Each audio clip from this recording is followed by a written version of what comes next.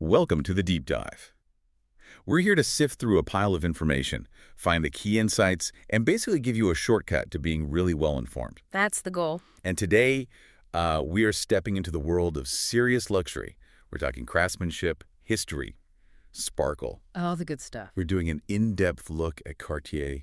You know, the brand King Edward II called the King of Jewelers and the Jewelers of Kings. A pretty solid endorsement, wouldn't you say? Definitely sets the stage. Yeah. So our mission today is to figure out what makes Cartier pieces so valuable. We'll look at some of their most expensive items as of, well, 2025. Right. And it's not just about the eye-watering price tags. No, exactly. It's about the history, the artistry, and honestly, some pretty surprising market stuff going on. Mm-hmm. That royal title from back at the turn of the 20th century, it really tells you something about their legacy from the start. It does. What we'll see is that Cartier isn't just about making beautiful things. It's this consistent design mastery and a really smart grasp of their place in the market. That's how they've stayed relevant for so long. Okay, so let's unpack that journey. It starts way back, Paris, 1847.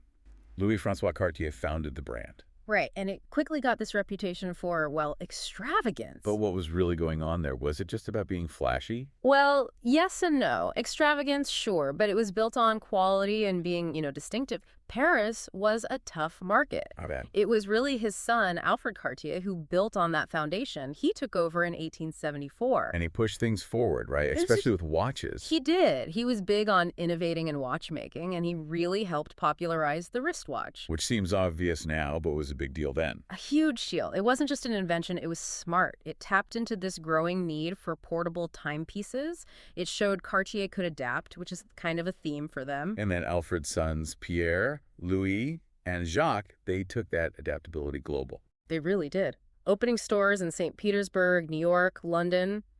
That's pretty ambitious early global brand building. Absolutely. And what's interesting is how they each played a part. Louis, based in Paris, he was the design genius. He came up with some of the most iconic stuff, didn't he? Oh, definitely. Like the Santos wristwatch, flat, practical. It was actually for the aviator Alberto Santos Dumont. Right, so he could check the time while flying. Exactly. Practicality driving design again. And then, of course, the tank watch in 1917. Inspired by World War I tanks. Inspired by the lines, the functionality, yeah. It sounds strange, but it shows how Cartier could take something utilitarian, almost harsh, and turn it into pure elegance. That's quite a skill. Very few brands manage that, turning something so raw into luxury. It's pretty unique, and it's during this time that King Edward II steps in again. With the royal warrant, that Jeweler of Kings title. Mm-hmm. He commissioned, what was it, over 24 tiaras for his coronation. Wow. Okay, that's more than just a good review. Right. It's like the ultimate seal of approval. It cemented their prestige, but more than that, it linked them with power, with sophistication. And that echo still lasts today. It really does. Now, fast forward a bit, the family eventually stepped away from running it directly in 1972. And later, it became part of the Richemont Group in 2012. Correct. But even through those changes, from family business to luxury conglomerate, the core identity, that commitment to innovation, it stayed strong. Which suggests the brand DNA itself is incredibly powerful. Absolutely. And you see that commitment still. They revisit classics, refine them, like the Tank American in 96 or the Santos 100 in 2004. And culturally, they're still right there at the top. You see Kate Middleton, the Duchess of Cambridge. Wearing the Halo tiara, yeah. And a Boulogne blue watch. It's that mix, isn't it? A heritage, but still completely relevant now. That's the key. That consistent presence royalty, celebrities, discerning buyers. It's a big reason why Cartier pieces, watches, and jewelry tend to hold their value or even go up. The desirability is just baked in. The heritage, the reputation, it gives them a strong footing even when the market gets choppy. Okay, so that strong heritage, that desirability, it clearly gives Cartier a huge advantage. But even giants face headwinds, right? What's the picture look like for 2025? There were some challenges recently. There were, yeah. Richemont, the parent company, they actually missed a profit target in late 2023, macroeconomic stuff. So wider economic pressures. Exactly. Their stock dipped about 6%. Growth kind of stalled for a bit. And it wasn't just them. The whole luxury goods sector saw a slowdown after the big post-pandemic boom. And China played a role there. A significant role, yeah. China's a huge market.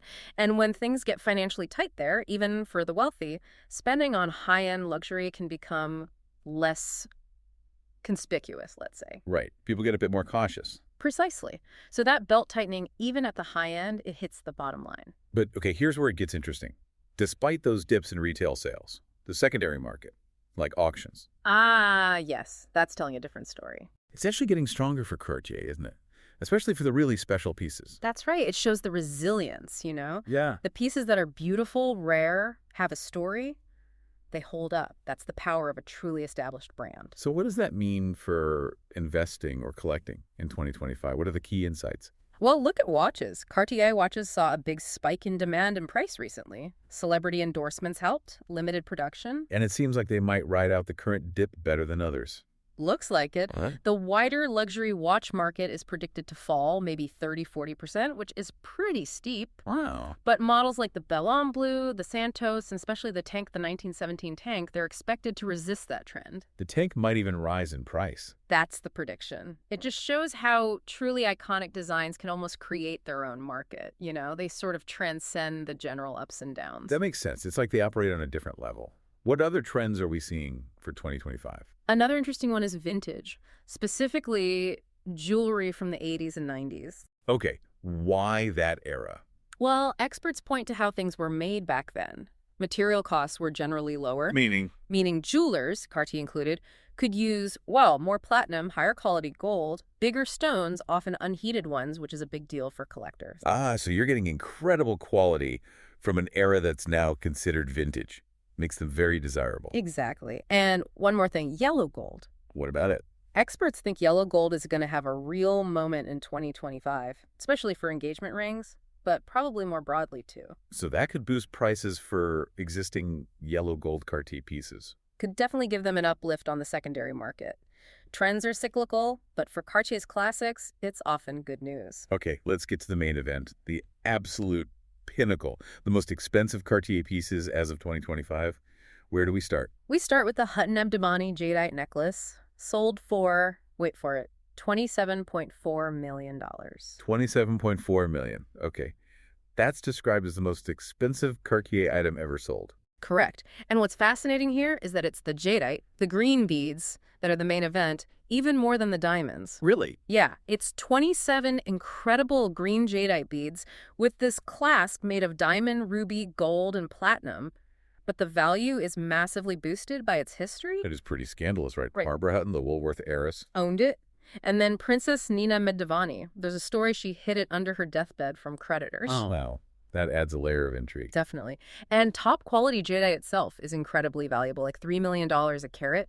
So the history, the rarity, the material, it all comes together. Okay, next up, a ring this time. The Sunrise Ruby Ring, $25 million. $25 million for a ring. Most expensive Cartier ring. And considered the world's most valuable ruby, period. What makes it so special? It's a 25.59 carat Burmese ruby, mined in Myanmar. Cartier set it as a cushion cut with shield-cut diamonds on the sides. Very elegant. But the value comes from the ruby itself. Oh, absolutely. Its clarity, its size, and especially its color. It's that top-tier pigeon's blood red. And rubies of that quality and size are just exceptionally rare. Scarcity equals value at this level. It's the ultimate driver for a natural gem like this. All right, moving from rings to brooches. The Belle Epoque Diamond Devonta Corsage brooch. $17.6 million. Yes, created back in 1912 by the Henri Pic workshop in Paris for Cartier. It really captures that Belle Epoque style. What does Devonta Corsage mean? It means front of the bodice. These were large brooches designed to be worn right there as a major statement piece. Okay, and this one features some serious diamonds. It does. A central pear-shaped diamond over 24 carats and an oval diamond of 23.55 carats, plus others, of course. What's significant about brooches like this? Well, they remind us how versatile jewelry used to be for the elite. Worn on coats, dresses, even in hair. This piece is like a time capsule of that era's fashion and artistry, just before Art Deco really took over. Interesting. Okay, next. Something with a very famous owner. La Peregrina necklace. Oh. $11.8 million. Designed for Elizabeth Taylor. Featuring that pearl. Exactly. An enormous 55-carat pearl with an incredible history before Taylor even got it. It was Spanish royalty, right, for centuries. Yeah, over 500 years. Worn by Queen Margarita, Queen Isabel. Then Richard Burton buys it for Liz Taylor. And the story about her dogs. Is classic Liz Taylor. Apparently her puppies found the loose pearl and were chewing on it. Oh my goodness. So she commissioned Cartier to design this incredible necklace to set it in, partly to keep it safe. That's amazing. History, Hollywood glamour, a near disaster. Adds to the mystique. Immeasurably. It shows how provenance and a good story can just skyrocket value. Definitely. Now, we have to talk about the Panther. You can't talk Cartier without the Panther. The Diamond Panther bracelet. Sold for $7 million back in 2010. Which is a world record for a bracelet at auction at the time. 4.5 million pounds. And it belonged to Wallis Simpson, the Duchess of Windsor. Another controversial high-profile owner. Indeed. And the bracelet itself is stunning. Onyx and diamonds, those mesmerizing green emerald eyes. Where did the whole Panther motif come from? That's down to Jean Toussaint. She was Cartier's director of high jewelry, a real force. She apparently saw a panther on safari with Louis Cartier. And that sparked the idea. It became her signature and a signature for Cartier. What was really innovative was making it three-dimensional, capturing the animal's form and movement. It was a leap beyond flatter designs. Fierce elegance, as they say. Oh, perfectly put. It defined a whole new aesthetic for them. Okay, but there's one piece, maybe the most legendary of all, that you can't even put a price on. The Patiala necklace. Tell us about this one. It sounds like something out of a movie. It almost is. Commissioned by the Maharaja Bhupinder Singh of Patiala, one of the most, well, just lavish pieces ever made. What was in it? Rubies. Almost 3,000 diamonds, including 7 huge ones, between 18 and 73 carats each. And the centerpiece was the De Beers diamond. The massive yellow diamond. 7th biggest ever found. That's the one. I mean, imagine wearing that. Unbelievable. But then it disappeared. Vanished. Around 1957, about 10 years after Indian independence. Just gone. For how long? 40 years. Then, incredibly, a Cartier employee spots parts of it in a secondhand shop in London. No way. Yes, but all the big stones were gone. The diamonds, the rubies, the De Beers diamond, stripped out. Heartbreaking. So what happened then? Cartier bought back what they could find and undertook this painstaking restoration.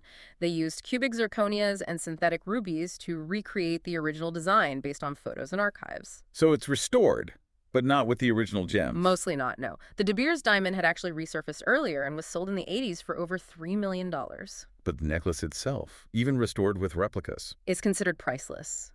Because of the unique history, the story of its loss and recovery, the incredible craftsmanship it represented, its value goes way beyond the materials now. That's an incredible story. Loss, rediscovery, restoration.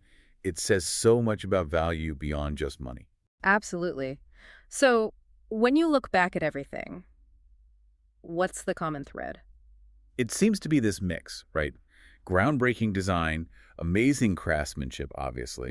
Impeccable? Plus this rich history, tangled up with royalty, celebrities, and this ability to adapt but stay true to who they are. Exactly. And that combination means their best pieces aren't just art, they're serious investments that often hold up even when the wider market wobbles.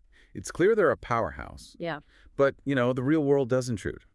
We should touch on how geopolitical events like the war in Ukraine affected them. Right. That's important context. It had a significant impact, operationally and ethically. Cartier, Richemont, they pulled out of Russia. They did due to the invasion, and they also withdrew from the Responsible Jewelry Council, the RJC. Why was that? Because the RJC was initially slow, in Richemont's view, to cut ties with Russian entities, so it was a clear stance. Did that hurt them financially, pulling out of Russia? Well, there was this weird initial surge in luxury buying in Russia, people trying to secure assets, Right. But yes, Richemont reported a big hit, over 140 million, about 166 million US dollars directly from that withdrawal. That's substantial. It is. But, and this shows Cartier's global strength, despite that loss, their overall profit actually doubled between March 2021 and March 2022. Wow. So they could absorb it. They could. The war also messed with the diamond supply chain. Of course, Russia supplies about a third of natural diamonds. And there are long-term effects on the Russian market because of asset seizures and sanctions. It really shows how interconnected everything is. Global politics, ethics, luxury markets. It's a complex web. So wrapping this deep dive up, it really makes you think, doesn't it? Cartier's enduring appeal, these incredible stories behind the jewels. Maybe it's not just about wanting luxury.